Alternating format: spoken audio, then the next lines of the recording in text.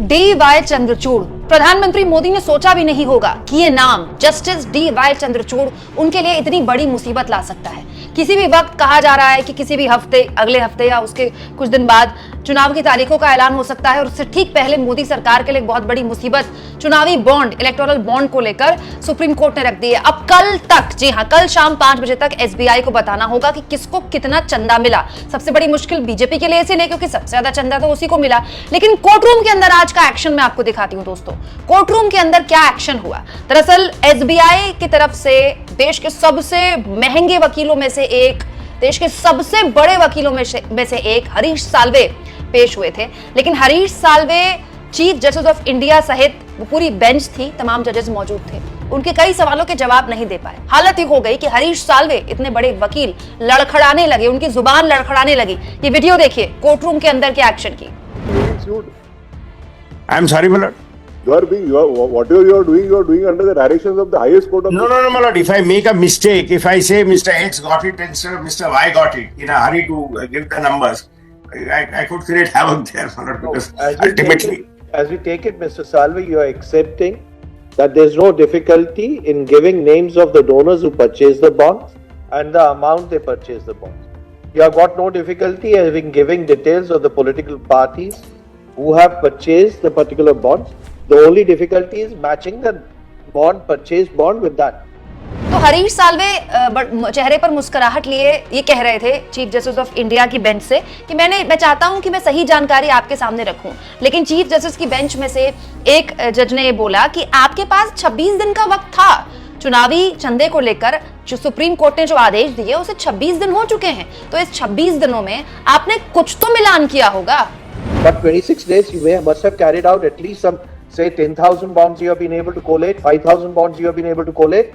Quite frankly, what I saw, they were struggling with it. They were making charts which we saw were not matching. I'll tell you what has happened. No, I'll tell you candidly what has happened. तो chief justice of India की bench Harish Salve से पूछ रही है कि आपने कुछ तो मिलान किया होगा। 26 दिनों में आपके पास कोई तो जानकारी आई होगी, 5,000, 10,000। तो हरीश साल्वे इसके बाद जवाब देते हैं कि मैं आपको बताता हूं प्रॉब्लम क्या है। देखिए हरीश साल्वे क्या कह रहे हैं। If I'm not mistaken, it was pointed out to us that the bonds had some number which Yes. under some instrument they were able to. Yes.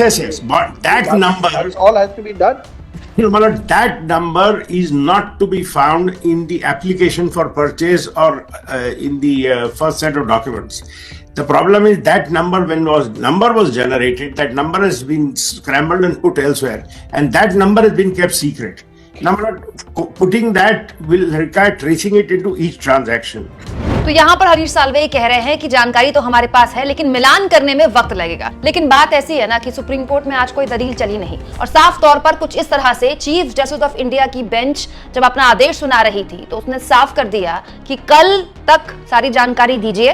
15 तारीख तक चुनावी बॉन्ड के, इलेक्टोरल बॉन्ड की सारी जानकारी वेबसाइट में डालिए, नहीं तो एसबीआई पर कोर्ट की अवमानना का मुकदमा चलेगा। We are not inclined to exercise the contempt jurisdiction at this stage. Bearing in mind the application which was submitted for extension of time, we place SBI on notice that this court may be inclined to proceed against it for willful disobedience of the judgment if SBI does not comply with the directions of this court as set out in its judgment dated 15 February 2024 by the timelines indicated in this order. तो court room के इस action को देखकर कहा जा सकता है कि ये एसबीआई के लिए झटका है, एसबीआई को लताड़ लगाई।